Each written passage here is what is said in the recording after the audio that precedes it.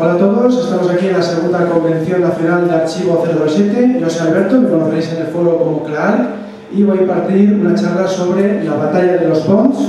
Fue un término que se le ocurrió a la prensa en el año 83 porque se estrenó dos películas en el mismo año, Octopussy por parte de la saga oficial, por parte de James Bond de Ian Fleming, y Nunca digas nunca jamás por parte de Kevin McClory, fuera de lo que es la franquicia. Entonces vamos a explorar este enfrentamiento legal desde sus orígenes. Entonces vamos a conocer un poco a sus protagonistas. Por un lado tenemos a Ian Fleming, que era oficial de la Marina Británica y que se inspiró en sus experiencias para generar las novelas de James Bond. Y por otro lado tenemos al productor y director irlandés Kevin McClory, que quería hacer una película de aventuras submarinas. Entonces, cuando estas dos personas se juntan, se forma lo que conocemos como Operación Trueno o Thunderbird. Entonces vamos a ir viendo un poco las características de estas dos personas, porque es curioso que tienen muchas cosas en común, pero en otras cosas son totalmente opuestos. Por un lado tienen en común infelicidad crónica, siempre son muy exigentes en todo lo que comen, en lo que beben, en vestuario. En ese sentido son muy ambiciosos, son completamente iguales en este aspecto. Y por ejemplo, para que os hagáis una idea, Kevin McClory era capaz de viajar desde las Bahamas hasta Nueva York solamente para acudir al mismo peluquero. Era realmente asombroso, hasta ese nivel llegaba.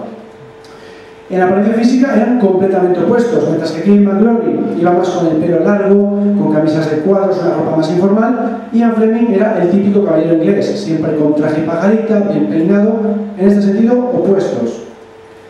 En cuanto a la Segunda Guerra Mundial, tienen en común que los dos participaron en ella, pero desde dos perspectivas opuestas. Ian Fleming lo vivió desde los despachos, haciendo estrategias para una serie de comandos, y Kevin McClory llegó a sufrir una batalla en sus propias carnes, como vamos a ver después. En el ámbito social tenían en común que estaban siempre rodeados de la alta sociedad, pero en dos fragmentos también bastante opuestos. Mientras que Ian Fleming estaba rodeado de banqueros ingleses, políticos ingleses y demás, Kevin McClory estaba rodeado de directores, actores, gente del mundo del cine que no estaba, digamos, en la misma consideración que los otros, y se dice que por esta razón Kevin McClory perdió el primero de los juicios, como vamos a ver después, por el apoyo de los que tenían en los tribunales cada uno, porque estaba además en un tribunal inglés y él era irlandés, tenía varios factores en contra.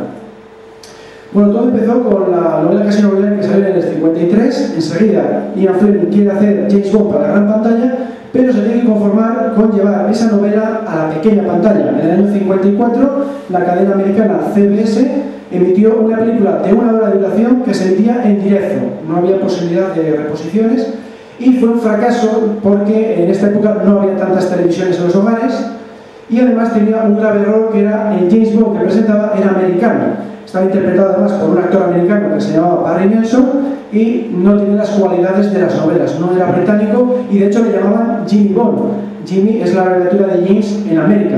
Entonces ese era el principal error, aparte de que tampoco era una gran producción y, lo que digo, no había tantas televisiones como para que tuviera una audiencia notable. Pasó sin pena ni gloria. Lo mejor de esta película fue la participación del gran actor Peter Lorre en el papel del Chief. Eso es lo más destacado de toda la producción.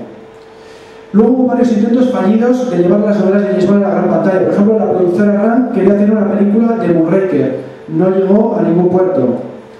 Luego, el magnate y productor de cine Sir Alexander Korda quería hacer una película de Vive y deja morir, porque era la novela mejor considerada junto a Casino Royale, pero esto tampoco llegó a ningún lado. Otro intento más, el productor de Hollywood, Stanley Meyer, quería hacer películas de Moonraker y Vive y deja morir. Pero en este caso Ian Fleming puso un precio tan disparatado a las dos novelas, a los derechos de las novelas, que tampoco lo acabó descartando, que era demasiado caro. Y luego hubo un intento de un millonario llamado Henry Morgenthau III, que quería hacer una serie de televisión. Entonces le propuso a Ian Fleming que escribiera el episodio piloto. Bueno, pues iba a titular Comandante Jamaica, porque todas las aventuras iban a tener lugar en ese país, y el personaje protagonista no era James Bond, sino James Gunn, escrito casi como pistola, G-U-N-N, como pistola en inglés.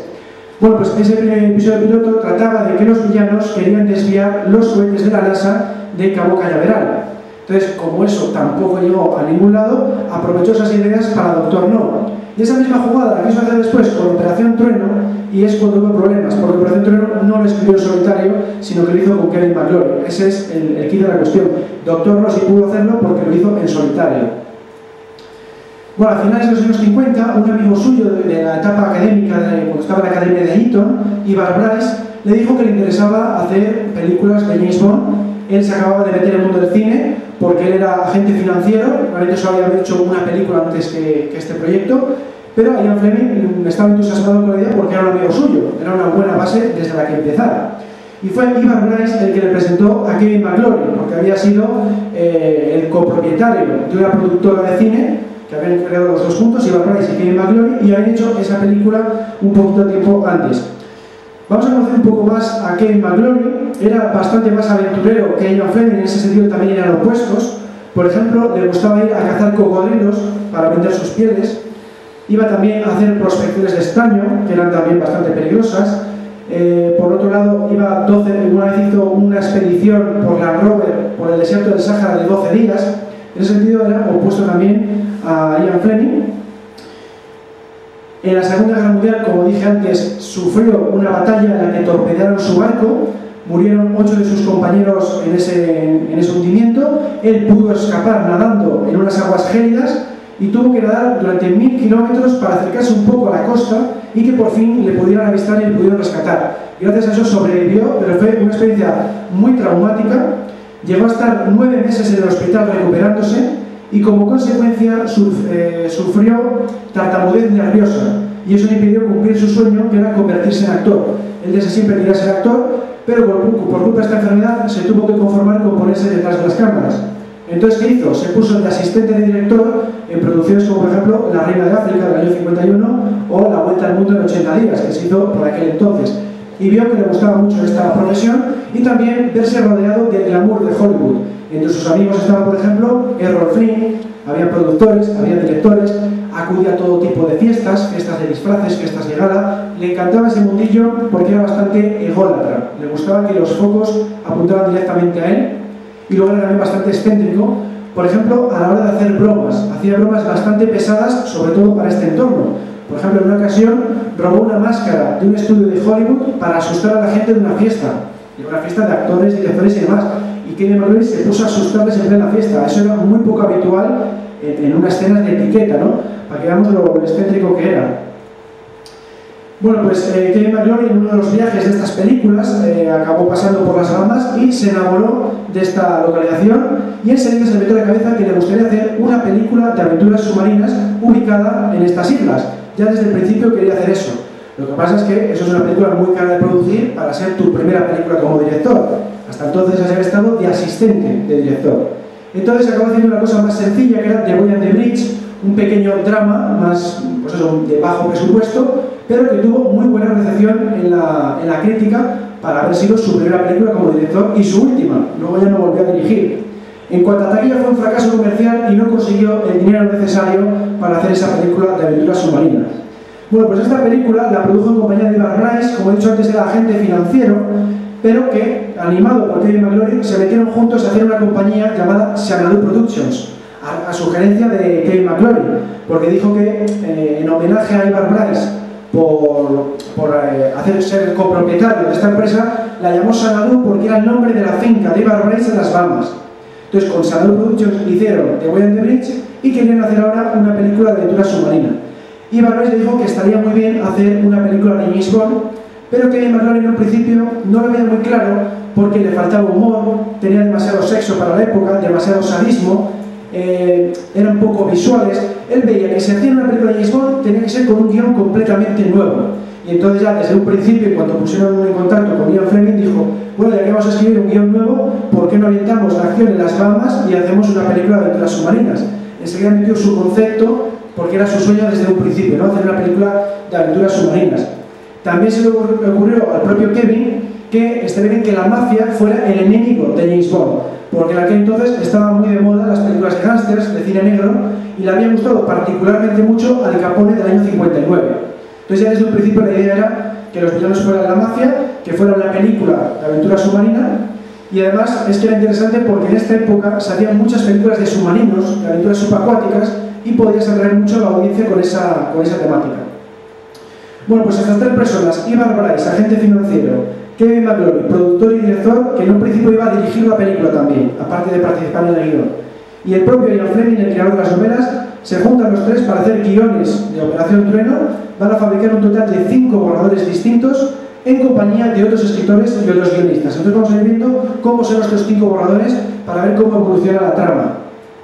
El primero fue escrito por el escritor y abogado americano Ernest Cuneo, que era el mejor amigo americano de Ian Fleming. Se habían conocido durante la guerra, él había viajado en una ocasión a Estados Unidos y con esta persona había formado los estatutos de lo que luego fue la CIA. Entonces, como tenía muy buen trato con esta persona y esta persona se había convertido más tarde en escritor, le dijo, oye, ¿por qué no escribes tú esta historia de James Bond con aventuras submarinas? Y a Fleming, por cierto, le gustaba mucho la idea de que fuera de aventuras submarinas porque era amigo personal de Jacques Cousteau y además le gustaba bucear cuando estaba en su casa GoldenEye de Jamaica. Luego escribió 2 borradores más, el propio Ian Fleming. Lo que pasa es que era un poco como las novelas, le faltaba un poco de humor, no eran tan visuales para cine. Fueron 2 borradores que enseguida se acabaron medio descartando, se cogieron solamente ciertas ideas. Pero aquí ya aparecen cosas que sí que conocemos que van a aparecer en las siguientes. Por ejemplo, se le ocurrió meter la organización terrorista Spectra, ya aparecen estos 2 borradores. Entre Spectra en este caso era un organismo formado de varios sindicatos del crimen y entre ellos estaba la mafia. Es una combinación de la idea de Kim McClory con una idea suya. También estaba el IRA, la Gestapo, varios sindicatos del crimen era lo que formaba Spectra. Y también estaba la presentación de James Bond. El Me llamo Bond, James Bond ya aparece en estos 2 borradores de Ian Fleming y curiosamente luego no apareció en Operación Trueno, pero sí en Nunca digas nunca jamás, el remake del año 83. Bueno, pues en estos 2 borradores también participó el guionista Paul Dehn, que era un prestigioso guionista de la época porque había ganado un Oscar en los años 50 por la película Ultimátum, pero a esta persona no le gustaba esa combinación de sadismo y sexo que eran las novelas de James Bond y al poco tiempo se retiró del proyecto. Dio un par de ideas sobre el robo de la bomba nuclear y lo acabó dejando. Irónicamente, unos pocos años más tarde, participó en el guion de Goldfinger junto a Richard Maybaum, pero en este momento no lo vio claro y dejó el proyecto muy rápido. Lo mismo le pasó al director William Falchi. Era un director que participó muy brevemente en estos borradores y lo que más inspiró fue su película. Había hecho una película de submarinos llamado The Silent Enemy que había encantado a Kevin McClory porque aparecían gadgets acuáticos, se robaba un maletín de un avión sumergido. Había ciertas ideas que le gustaron a Kevin McClory y se fueron añadiendo a estos borradores, pero lo que es William en sí mismo no participó demasiado. El que sí participó en condiciones fue el guionista Jack Whittingham, era un guionista también bastante notable de la época, y llegó a escribir otros 2 borradores, el 4º y el 5º borrador de Operación Trueno, y dio tanto ideas nefastas como ideas muy buenas que luego se conservaron. Por ejemplo, una idea muy buena que se le ocurrió fue convertir al piloto traidor, en vez de un piloto americano, que se había pensado en un principio, poner que fuera piloto de la OTAN para gustar a la taquilla americana. Desde un principio el proyecto está enfocado a gustar a los americanos. De hecho, un amigo de Kevin McClory que se llamaba Cal Foreman, que estuvo a punto de participar en el proyecto pero que no quiso saber nada, le dio como consejo que fichara a un guionista americano para gustar a la audiencia de ese país, porque es donde más dinero se recauda. Y es curioso que esto fue como una visión de futuro, porque años después el guionista de la saga fue Richard Maybaum, que es de Nueva York. Entonces Cal Foreman dio un consejo bastante bueno y es un poco lo que hicieron. Desde un principio, enfocar el proyecto a que guste a los americanos. Bueno, vamos a ver ahora un poco más en detalle estos borradores. El primero de Ernest Cuneo era bastante soso en su principio porque no había robo de bomba nuclear. Una potencia extranjera enemiga de Estados Unidos se lo entregaba directamente a los villanos de la historia. Era un comienzo bastante soso. Después ocurría la típica reunión con M, eso un poquitín como siempre, pero tenía la novedad de que la reunión no está solo James Bond, sino también Felix Leiter. Se nota aquí que como él es americano y estuvo participando en la CIA, quiso meter a Felix Leiter, que era gente de la CIA, ¿no? Bueno, pues M les informa en este borrador de que se han detectado señales de radio misteriosas en un avión en el que viaja una compañía de teatro de variedades. Entonces James Bond se tiene que hacer pasar por actor para meterse en este avión, en esta compañía, y descubrir a ver cuál es la trama del villano. Y la trama más adelante va a descubrir que es explotar una bomba nuclear en una base militar americana que está en las Bahamas. ¿Y eso a qué nos recuerda? Pues curiosamente nos recuerda a Octopussy del año 83. Coincide que una de las primeras ideas que se barajaron luego acabó en la saga oficial, una coincidencia. Ya aparece por aquí el disco volante con ese mismo nombre. James Bond, vestido de civil, sigue a esa persona que está enviando señales de radio en el avión y descubre que por un pequeño submarino cuela la bomba por debajo del barco. Entonces la investigación va a girar en torno al barco, igual que en las películas.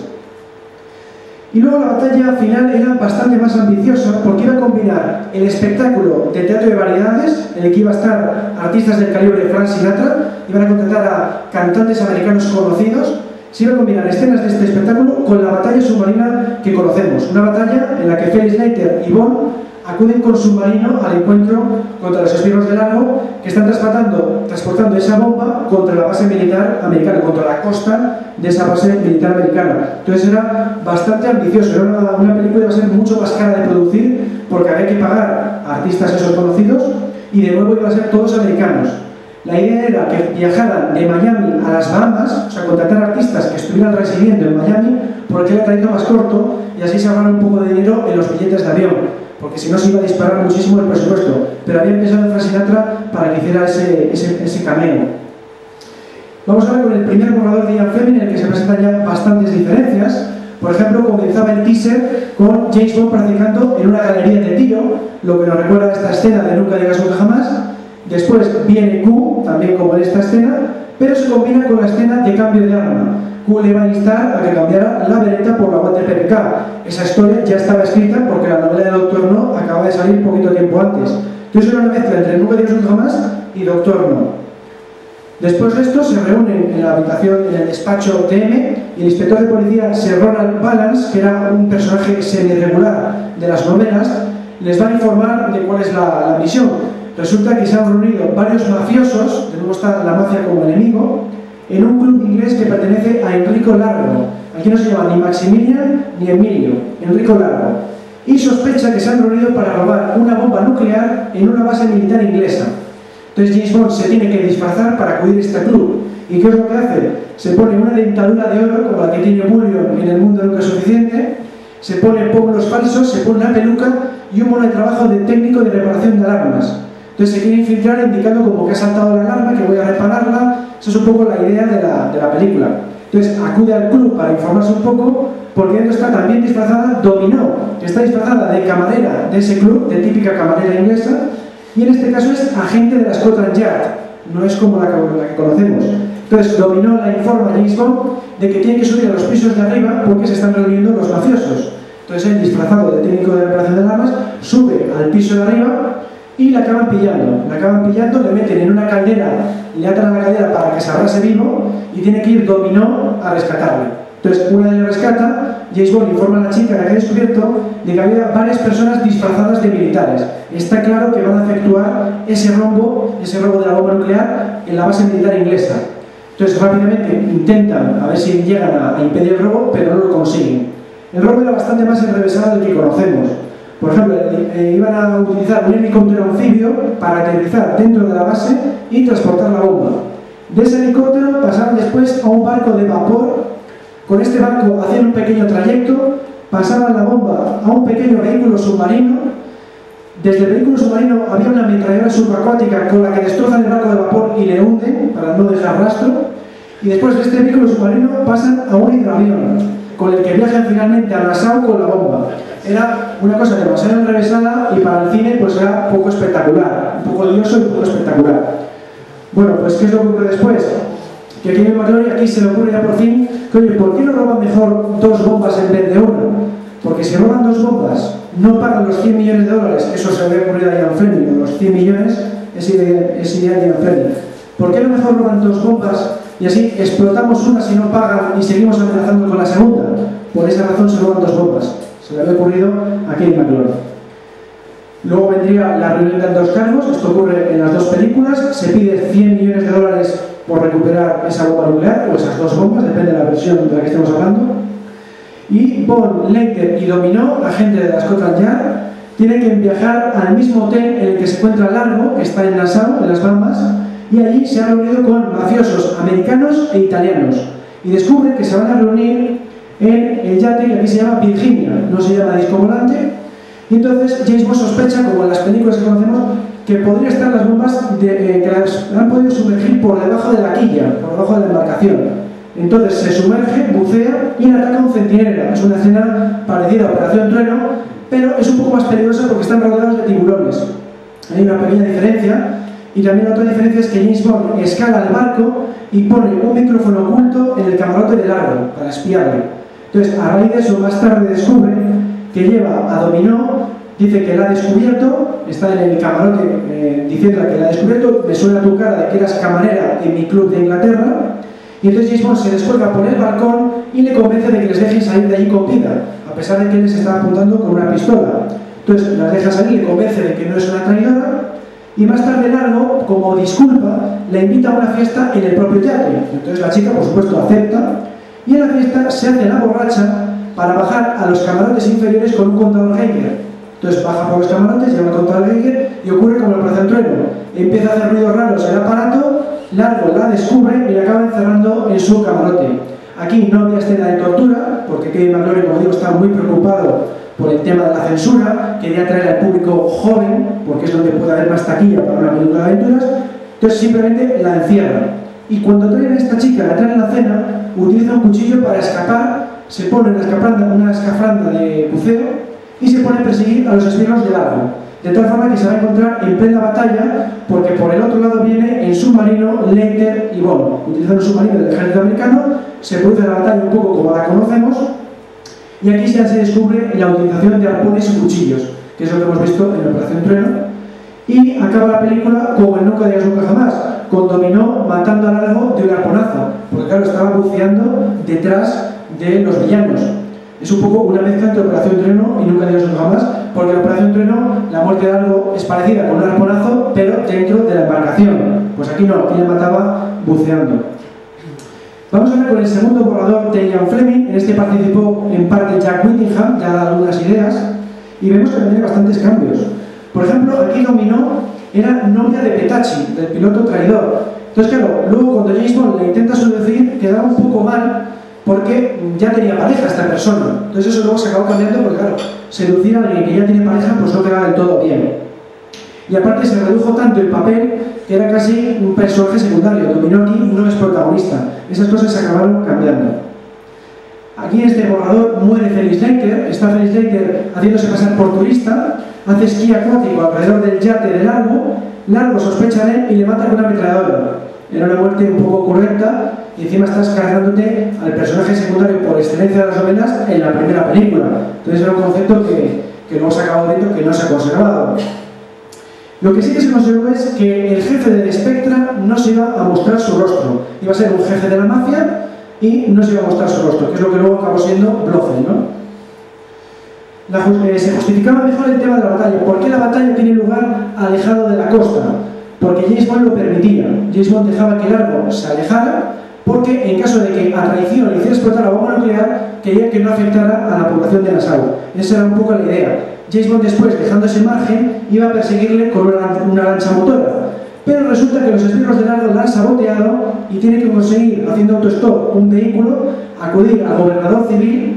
Con el gobernador civil se pone en contacto con el ejército de esa base militar americana y se lanzan paracaídas con otros soldados, que es lo que acabó en la Operación Trueno. De tal forma que se va a producir la batalla submarina como la conocemos. Entre tanto, Dominó... Bueno, perdón, eso lo voy a contar después. Comentar que Kevin McClory metió la idea del almerizaje. Como he dicho antes, le gustó la película de Silent Enemy, en la que se robaba un maletín de un avión sumergido, y entonces le ocurrió que, ¿por qué no hacemos el robo en movimiento? Que el vehículo, el bombardero, aterrice en el agua y ya coja la bomba. Esa fue la idea de Kevin McClory y se vio en ambas películas con pequeñas diferencias.